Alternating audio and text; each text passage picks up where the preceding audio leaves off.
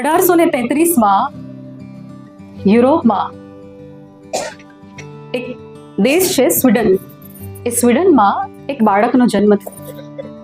ખૂબ ધનાઢ્ય પરિવાર, પૈસાનો કોઈ જ પ્રોબ્લેમ નહીં ઘરમાં. આ બાળક ભણવામાં ખૂબ હોશિયાર અને સંશોધન કરવાનું ગમે આ બાળકને. 24 વર્ષની ઉંમરે આ ભાઈએ શોધ કરી ડાયનામાઇટ. કદાચ તમે ડાયનામાઇટ નામ સાંભળ્યું હશે.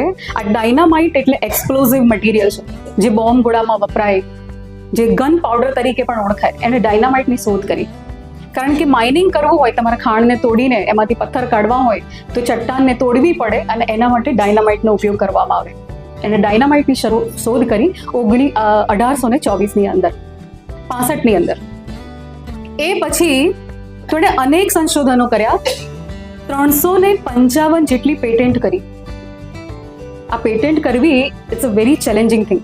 355 પેટેન્ટ કરી આ ભાઈએ. બધા જ સંશોધનો એક્સપ્લોઝિવ. ક્યાંક ધડાકા કરવા હોય, ભડાકા કરવા હોય, કશું તોડવું હોય, ફોડવું હોય તો આ ભાઈના સંશોધનો કામમાં આવે. મને એક નાનકડી વાત યાદ આવી. આપણા એક ભાઈના ઘરે પોલીસ આવી અને પોલીસે કીધું કે તમારા ઘરની અંદર વિસ્ફોટક પદાર્થ છે એવું મને ખબર પડી છે, આ વોરંટ છે ને અમે આવ્યા છે. એટલે પેલા ભાઈ કહે કે તમારી વાત સાચી છે, મારા ઘરમાં વિસ્ફોટક પદાર્થ છે પણ એ અત્યારે પિયર ગયો છે. આપણે વાત કરતા હતા આ ભાઈના સંશોધનની.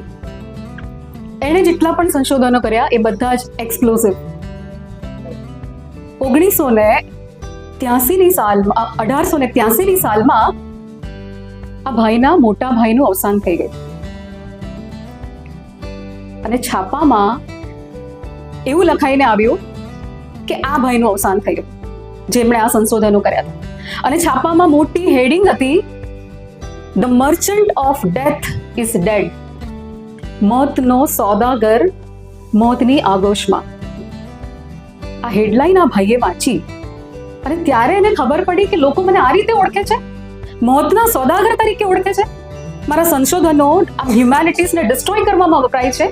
આ માણસ જાતને નુકસાન કરી રહ્યું છે મારું જે સંશોધન છે, અને લોકો મને મર્ચન્ટ ઓફ ડેથ થી ઓળખે છે. એને લાગી આવ્યું, ખૂબ દુઃખ થયું એને. અને એ દિવસે એણે નક્કી કર્યું કે આજ પછી મારી બધી જ સંપત્તિ હું હ્યુમેનિટીઝના કામમાં વાપરીશ. હું લોકોના જે લોક ઉપયોગી કાર્યમાં વાપરીશ એવું એણે નક્કી કર્યું. અને પછી શરૂઆત થઈ નોબેલ પ્રાઇઝની. આ નોબેલ પ્રાઇઝ, નોબેલ શબ્દનો અર્થ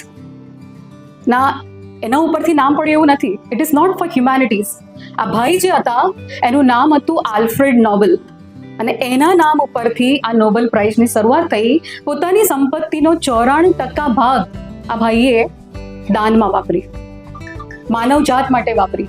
અને નોબેલ પ્રાઇઝ આપવા લાગ્યા જેણે સંશોધનો કર્યા હોય, જેણે સમાજના કોઈ કાર્ય કર્યા હોય, જેમણે સાહિત્યમાં પોતાનું યોગદાન આપ્યું હોય, એ બધા જ લોકોને એમણે નોબેલ પ્રાઇઝ આપ્યું. આ આલ્ફ્રેડ નોબેલ.